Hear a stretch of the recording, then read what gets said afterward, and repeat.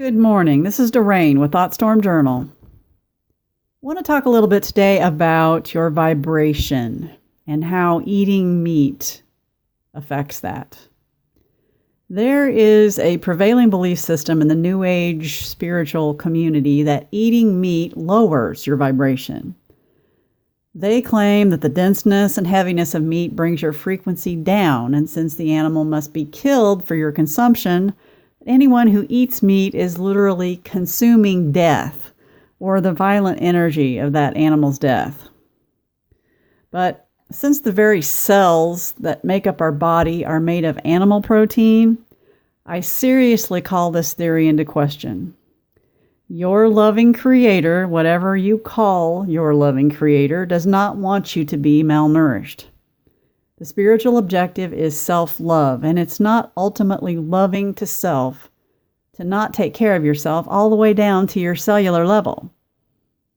There's more and more evidence piling up that humans, even vegans, may have to resolve in their hearts that humans absolutely must consume animal products in order to not just survive, but to be truly healthy. And many will try and deny this is true, but since we're talking about vibration here, what are the actual indicators of a low vibrational state? What are the visible signs?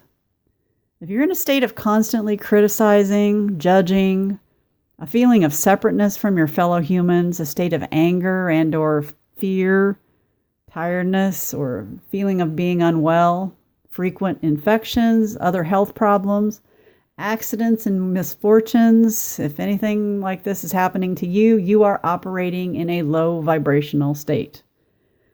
Spirituality teaches universal oneness. That's the idea that we are all one energy. We're all connected. That's the highest vibration. If you want to see yourself as being good and in turn see others as bad, that's not oneness. That's judgment. And that doesn't raise your vibration. Your vibration is determined by the quality of the energy you hold. And the quality of that energy comes from the quality of your emotions, which depends greatly on the level of emotional healing work you've done, because we're all messed up on some level. But you decide what the quality of your emotions are, and therefore you determine what kind of energy you emit, and therefore your vibration lowers or raises depending on that energetic state. If you do the healing work and upgrade the quality of your emotional state, your vibration will naturally rise. Does food affect this? Yes. But only because the quality of the food we eat determines our physical condition, which in turn affects our emotional condition. Have you ever been tired or just in a rotten mood because you ate too much sugar? Food certainly affects mood. But if you hate vegetables, but you eat them anyway because you're told they're good for you, that itself can lower your vibration because of the negative emotional state it puts you in to eat them. Sugar can do this too. Junk food, processed foods, foods high in preservatives, antibiotic and hormone-laden meat and dairy, overprocessed factory-farmed meat and fish. All of these affect the quality of our physical condition and therefore affect our emotions. If you don't feel good physically, you don't feel good emotionally. So your vibration naturally goes down. But humans need good quality animal protein in order to thrive and fight off disease. I repeat, good quality animal protein, unprocessed, cruelty-free. There are humane ways to obtain our animal source foods. And you can cite any YouTube video or article that claims that humans can derive all the protein they need from plants. But I'm sorry, these are misguided and irresponsible sources. These don't work for everyone. These are mostly sources who are currently experimenting with veganism themselves, or cater to the vegan community in order to obtain hits on their articles or videos. Or they just want to feel superior. But there is not one culture on this planet that has ever sustained itself on strictly plant-based diet. None. But where do spiritual gurus get the idea that eating meat lowers vibration? Keep in mind that your favorite guru is also human, no better, no worse than any other.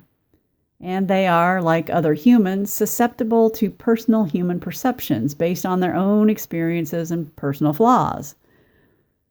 They may have very negative perceptions surrounding meat for any number of reasons, possibly from religious or spiritual upbringing. They may even have suffered some emotional trauma from their childhood surrounding animals or the consumption of meat. They may have some guilt about animals they've known in their lives, and maybe they've seen a video about factory farming or witnessed it themselves, which, by the way, everyone agrees is horrible. No one likes factory farming. Or they just claim that they want to practice compassion for their animal counterparts. All of these things can create negative emotions around the consumption of animal products.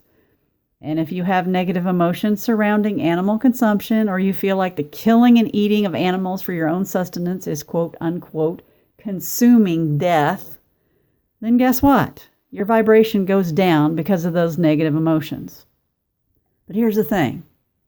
There's no one-size-fits-all diet that will work for everyone.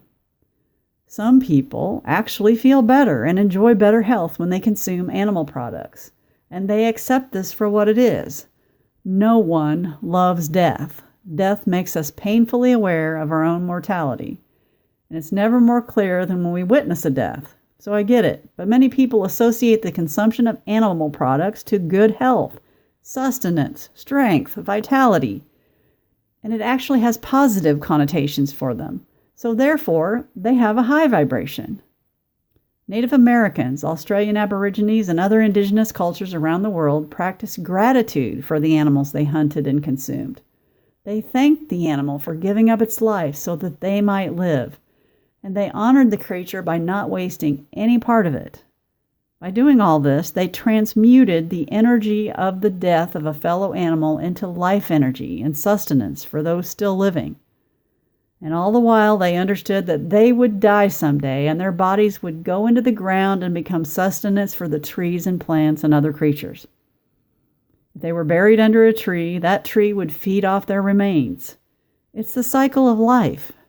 Everything eats everything else so that it may live to eventually become food for something else. But your personal vibration has nothing to do with the eating of meat.